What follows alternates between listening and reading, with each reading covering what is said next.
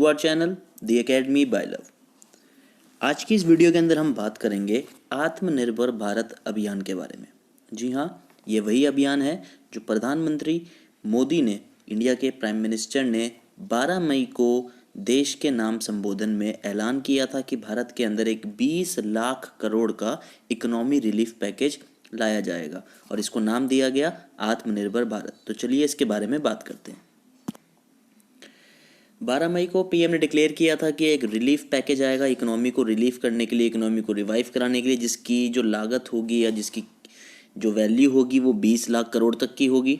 इसके बारे में भारत को आत्मनिर्भर यानी सेल्फ रिलायंट बनाने के बारे में बात की गई। इसके 5 स्तंभ, 5 पिलर्स के बारे में बात करी गई जो थे economy, infrastructure, technology driven system, demography और डिमांड। यानी इन 5 पिलर्स के ऊपर ही ध्यान दे के इनको ही और ज़्यादा इनके ऊपर काम करके हम अपनी इकोनॉमी को, जो भारत देश जो इस कोरोना वायरस के चक्कर में बहुत ज़्यादा हमारी इकोनॉमी नीचे जा रही है, उसको हम दोबारा रिवाइव कर पाएंगे। कोरोना वायरस पेंडेमिक के बारे में आप लोग जानते ही हैं कि पूरे वर्ल्ड की इकोनॉमी आज के टाइम पे एक बहुत बड़े फाइनेंशियल क्राइसिस के अंदर आ चुकी है, जिसकी वजह से all over the world demand काफ़ी कम हो गई है। हमने इसके बारे में सबसे पहले जो हमने वीडियोज़ के अंदर देखी थी वो देखी थी कैसे यूएसए के अंदर जो क्रूड ऑयल के प्राइस हैं वो क्रैश हो गए थे क्योंकि डिमांड नहीं है। तो अगर आपने वो वीडियो हमारी अभी तक नहीं देखी है तो आप वो उस वीडियो को ज़रूर देखें। उस वीडियो का लिंक आपको डिस्क्रिप्शन बॉक्स में मिल जाएगा। आपको उस वीडियो से ये अंदाज़ा हो जाएगा कि कोरोना वायरस के चलते जो ये फाइनेंशियल क्राइसिस आई है ये कितनी ज़्यादा गंभीर है। तो चलिए अपनी वीडियो के ऊपर वापस आते हैं और शुरू करते हैं आगे।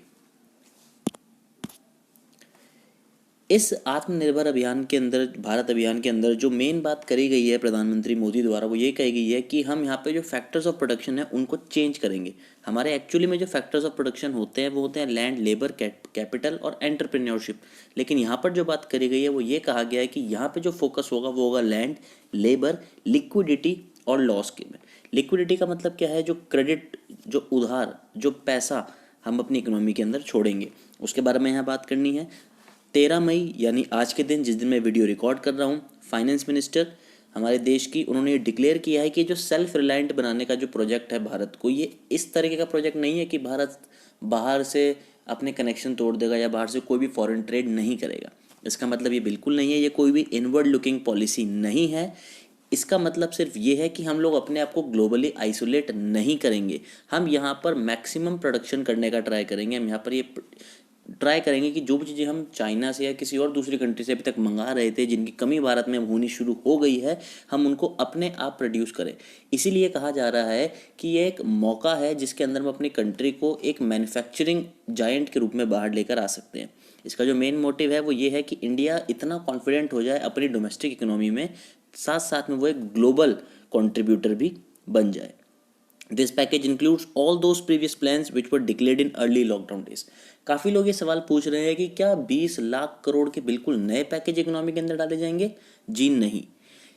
जब ये लॉकडाउन के डेज शुरू हुए थे 25 मार्च या 24 मार्च पे, तब गवर्नमेंट ने काफ़ी सारे प्लान्स को पहले भी यहाँ पर इंट्रोड्यूस किया था, उनको डिक्लेयर करे थे।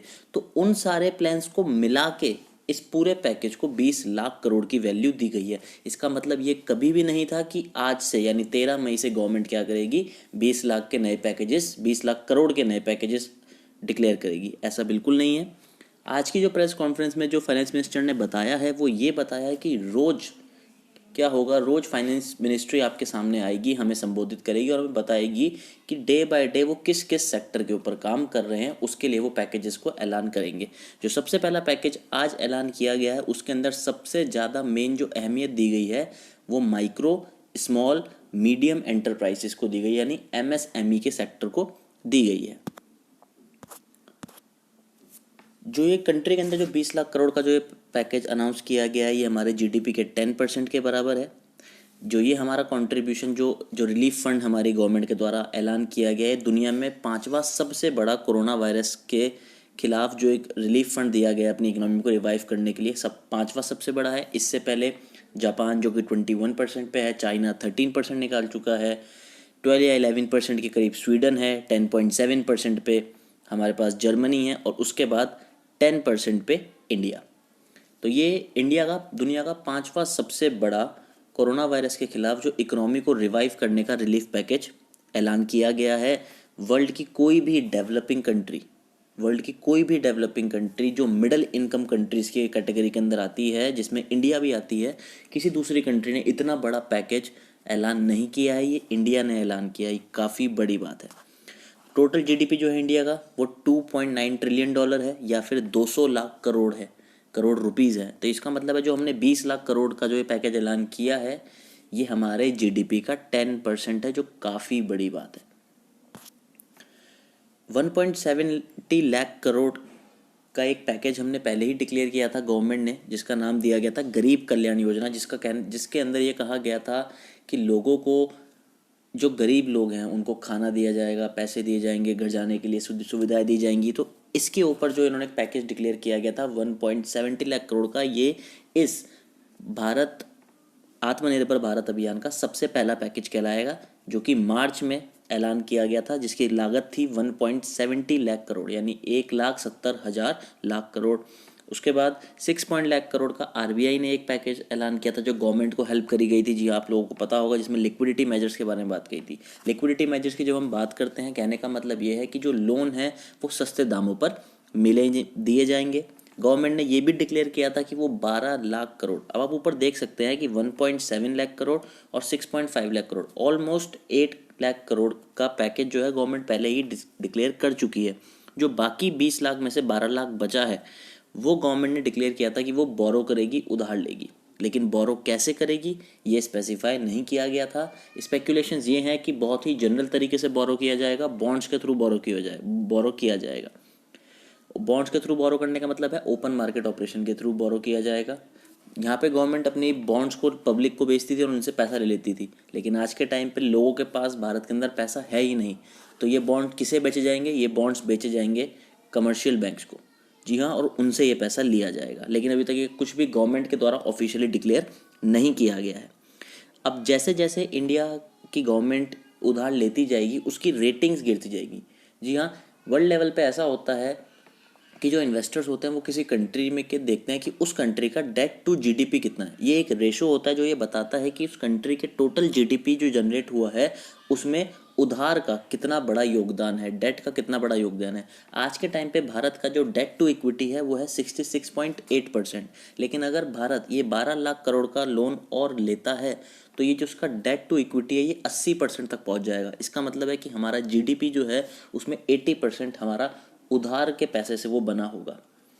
ये बहुत ही एक ग्रेव सिचुएशन हो जाएगी, क्योंकि इसके बेस पे एक मूडी नाम की एक ऐसी कंपनी है जो पूरे वर्ल्ड में एस्टिमेट्स लगाती है जीडीपी की ग्रोथ के बारे में। उसने ये डिक्लेयर किया है कि हो सकता है कि आने वाले साल के अंदर भारत का जो जीडीपी ग्रोथ रेट होगा वो 0% भी हो सकता है। तो भारत की रेटिंग उससे कम हो गई है।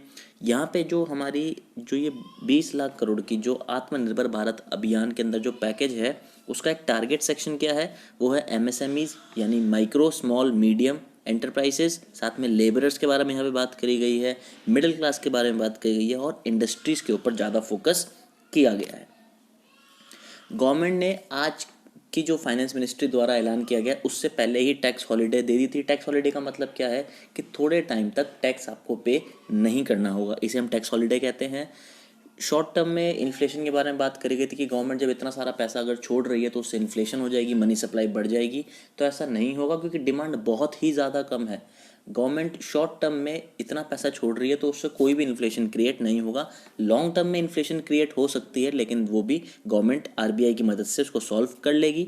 भारत का जो आज डेट मैंने बताया वो 66.8% है, जो कि 80% तक बढ़ सकता है। भारत के अंदर पीपीई किट्स की प्रोडक्शन बहुत तेज़ी से हो रही है। हमने कल प्रधानमंत्री को सुना इस बारे में मेंशन करते हुए। N95 मास्क की प्रोडक्शन बहुत तेज़ी से हो रही है, लार्ज स्केल पे हो रहा है, और ऐसे दूसरे प्रोडक्ट्स भी हैं जिनको भारत के अंदर बहुत तेज़ी से बनाने की बात करी जा रही है इस आत्मनिर्भर भारत अभियान के अंदर। आज अब शुरू करते हैं कि आज की जो प्रेस कॉन्फ्रेंस में फाइनेंस मिनिस्ट्री द्वारा किन किन बातों के ऊपर ऐलान किया गया है। पैकेज की सबसे पहली अनाउंसमेंट आज हम देख रहे हैं जो हुई है, दैट इज़ एमएसएमईज के लिए कोलेटरल फ्री लोन दे दिया गया है 3 लाख करोड़ तक का, जो कि 45 लाख एमएसएमई यूनिट्स को हेल्प करेगा। कोलेटरल फ्री मतलब इनको इसके लिए कोई भी सिक्योरिटी नहीं रखनी पड़ेगी। 20,000 करोड़ का एक सब ऑर्डिनेट डेट दिया है। सब ऑर्डिनेट डेट क्या होता है, इसको आप बहुत ही आसान भाषा में समझिए कि पहले सारे लोन पे करने पड़ेंगे, उसके बाद सबऑर्डिनेट डेट को पे किया जाता है। ये इसको हम सेकेंडरी लेवल पर पे करते हैं। सबसे पहले हम दूसरे लोन पे करते हैं और उसके बाद सबऑर्डिनेट डेट पे करते हैं। तो ये गवर्नमेंट ने इसलिए करा है ताकि उनके पास जो एमएसएमईज हैं 20,000 करोड़ का पैसा तो पड़ा रहे, जो उनको थोड़े टाइम बाद पे करना होगा। और यहाँ पे भी इनको ये बताया गया है कि इनको 4 साल तक का इस पर टेन्योर दिया गया और 12 महीने तक इनको कोई भी पेमेंट नहीं करना है। 50,000 करोड़ तक की इक्विटी इन्फ्यूजन करी जा रही है एमएसएमईज में, यानी एमएसएमईज की कैपिटल के अंदर गवर्नमेंट के द्वारा 50,000 करोड़ रुपए लागत लगाने का भी प्रस्ताव सामने आया है। 10,000 करोड़ रुपए, मैंने यहाँ पे करोड़ लिखना रह गया, 10,000 करोड़ रुपए फंड ऑफ फंड्स नाम से, कि फंड्स का फंड है ये, इस तरीके से उनको दिया जाएगा ताकि एमएसएमईज अपनी कैपेसिटी को बढ़ा सके, अपनी प्रोडक्शन कैपेसिटी को बढ़ा सके और अपने आप को मार्केट में लिस्ट करवा सकें, स्टॉक एक्सचेंजेस पे लिस्ट करवा सकें। साथ में एमएसएमईज की डेफिनेशन को भी रिवाइज कर दिया गया है। जी हाँ, पहले जो माइक्रो जो इंडस्ट्रीज होती थी, जो 25 लाख से कम की होती थी, अब उनको 1 करोड़ तक की लिमिट में डाल दिया गया, यानी 1 करोड़ से कम की जो भी कंपनीज होंगी जिनकी कैपिटल 1 लाख से कम की होगी वो अब माइक्रो में आएंगी। ऐसे ही स्मॉल इंडस्ट्रीज़ के लिए भी 5 करोड़ तक की वो कर दी गई है और 5 करोड़ के ऊपर के लिए कर दिया गया है, किसके लिए, मीडियम के लिए। अगर आपको इसके बारे में और ज़्यादा जानना है तो मैं आपको एक नीचे लिंक दूंगा इकोनॉमिक टाइम्स के आर्टिकल का, आप उस आर्टिकल को पढ़िए, आपको सब कुछ बहुत और डिटेल में पता चल जाएगा। साथ में बात करते हैं ईपीएफ की, यानी एम्प्लॉयज़ प्रोविडेंट फंड की। एम्प्लॉयज़ प्रोविडेंट फंड के बारे में भी गवर्नमेंट ने कहा है कि वो आने वाले और 3 महीनों के लिए, जो कि अगस्त 2020 तक लागू हैं, वहाँ पे गवर्नमेंट ईपीएफ पे करेगी। तो जो ईपीएफ पे करने वाली जो कंपनीज़ हैं उनके पास जो पैसा पहुँचेगा वो होगा 2,500 करोड़ का। यहाँ पे ईपीएफ होल्डर्स की 2 कैटेगरीज बनाई गई हैं। एक ईपीएफ होल्डर्स यानी वो एम्प्लॉयज़ जो एक महीने में 15,000 से कम कमाते हैं, उनका जो ईपीएफ है गवर्नमेंट 12% पे सेंट्रल गवर्नमेंट पे करेगी। और जो दूसरी कैटेगरी है जो 15,000 एक महीने से ज़्यादा कमाते हैं, यानी 15,000 पर मंथ से ज़्यादा कमाते हैं, उनको जो ईपीएफ पे किया जाएगा वो सेंटर और स्टेट मिलके पे करेगा, जो कि 12% से कम करके अब 10% कर दिया गया है। साथ में हम बात करते हैं फाइनेंस सेक्टर के बारे में। जो एनबीएफसीज होते हैं, जैसे नॉन बैंकिंग फाइनेंशियल कंपनीज, ये एक तरीके की ऐसी कंपनीज होती हैं जो पैसे के अंदर डील करती है, लेकिन ये बैंक्स नहीं होते क्योंकि ये आपके डिपॉजिट्स को एक्सेप्ट नहीं करती हैं या आपको और बैंकों वाली फैसिलिटीज़ नहीं देती हैं। इनके अंदर भी गवर्नमेंट ने पैसा लगाने के लिए आगे आई है और इसके अंदर 30,000 करोड़ रुपए, बहुत बड़ी अमाउंट है, 30,000 करोड़ रुपए लगाने का प्रस्ताव रखा है। और ये वही एनबीएफसीज होंगी जो मीडियम स्मॉल, माइक्रो स्मॉल और मीडियम एंटरप्राइजेस को फंड्स देंगी। और ये जो जितने भी फंड्स होंगे इनको गवर्नमेंट ने गारंटी किया है।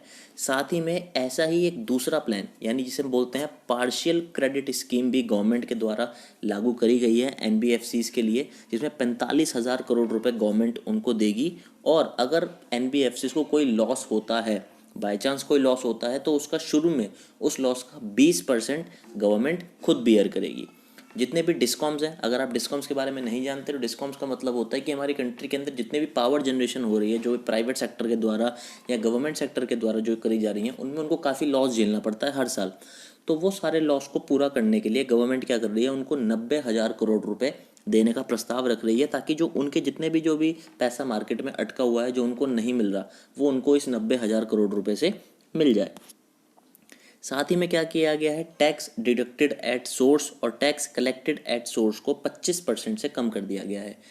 टैक्स डिडक्टेड एट सोर्स का मतलब होता है, जैसे आप कभी आप डिवेंचर्स में डील करते हैं तो उसके ऊपर जो भी आपको इंटरेस्ट पे करना पड़ता है, आप जो इन्वेस्टमेंट करते हैं उस पर आपको टैक्स देना पड़ता है, तो उस टैक्स के अंदर भी क्या कर दिया गया, 25% की छूट कर दी गई है। साथ साथ में जो इनकम टैक्स रिटर्न की जो फाइल करने की जो डेट है, उसको जुलाई 31 से बढ़ाकर नवंबर 30 तक कर दिया गया है, एक्सटेंशन कर दी गई है। रियल एस्टेट के प्रोजेक्ट्स के अंदर भी, जी हाँ, कि जो भी रियल एस्टेट के प्रोजेक्ट्स हैं उनके अंदर भी एक्सटेंशन दे दी गई है। जो 25 मार्च या उसके बाद ख़त्म हो रहे थे, अब उनको आगे बढ़ा दिया गया है।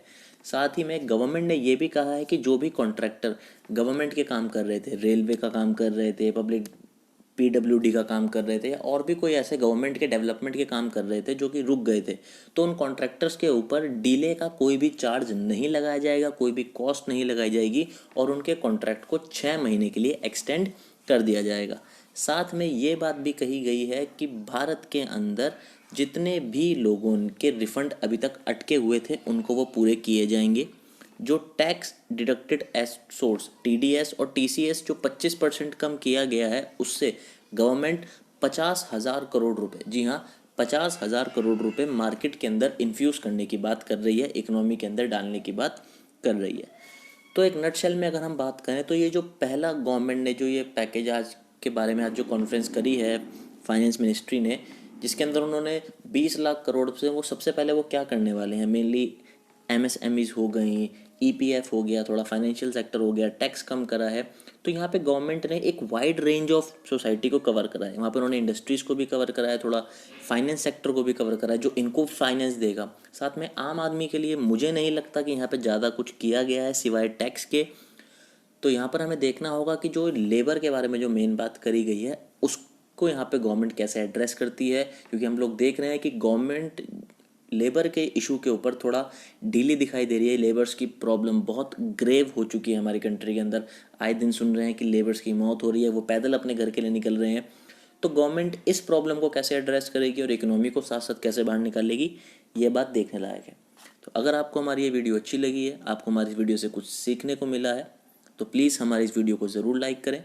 ये कोई टॉपिक ऐसा नहीं है जो आप नहीं पढ़ सकते, आपको पढ़ना नहीं चाहिए, ये सबको पता होना चाहिए, क्योंकि ये जो कोरोना वायरस का जो टाइम है ये हमारी सबकी लाइफ को इन्फेक्ट कर रहा है, सबकी लाइफ को अफेक्ट कर रहा है। हम सब इकोनॉमिक क्राइसिस के अंदर हैं। तो ये वीडियो को अगर आपको पसंद आई है, इसको लाइक करें, वीडियो को शेयर करें और हमारे चैनल को ज़रूर सब्सक्राइब करें।